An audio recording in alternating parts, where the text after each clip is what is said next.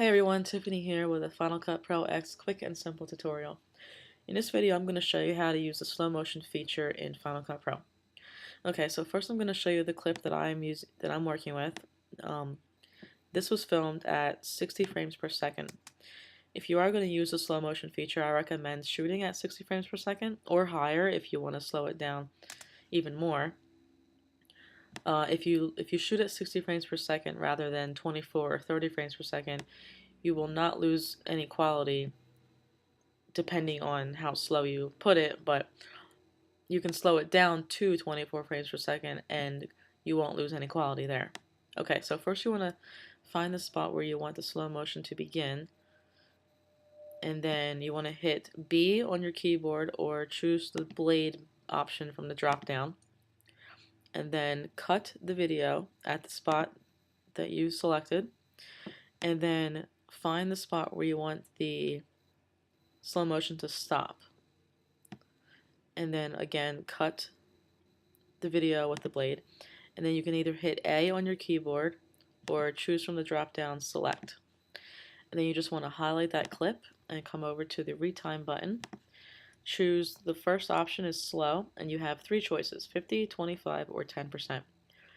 If you filmed at 60 frames per second, you want to go at 50%, and then you can go higher or lower than 50%, and I'll show you how to do that in 1 second. Here's the clip at 50%. So you'll notice it runs very smoothly and you don't see any real quality issues. Okay. The rule of thumb here with slow motion and 60 frames versus 24 frames is if you move the 50% down more, you can go to about 40%, and that will put your shot at about 24 frames per second. So you can go anywhere between 40% to 100% and you won't be losing any actual quality in your shot. But as you see, if you try to change it from the drop down, you still only have those three choices. So what you need to do is you need to click this button here and hold it down and then drag it. As you drag it, you'll see the number decrease. You can also increase it like I said, or you can go below 40 if you want. So here is that same clip at 40% or roughly 24 frames per second. And as you can see, it still has great quality and it's just a little bit slower. If you do want to choose a slower option, you can, but you will start to notice that the quality is starting to lack.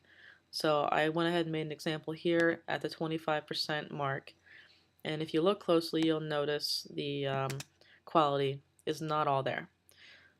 If you can look at the deck wood, you can see that it gets a little bit shaky. So I don't recommend going below 40 unless, again, if you're shooting at something higher than 60 frames per second, such as 120 frames or even 1000 frames per second for super slow motion. But I would stick to about 40% if you want the best and slowest shot without losing any quality. So that's how you use the slow motion feature in Final Cut Pro. And if you have any questions or concerns, just leave a comment and I'll get back to you. Thanks for watching.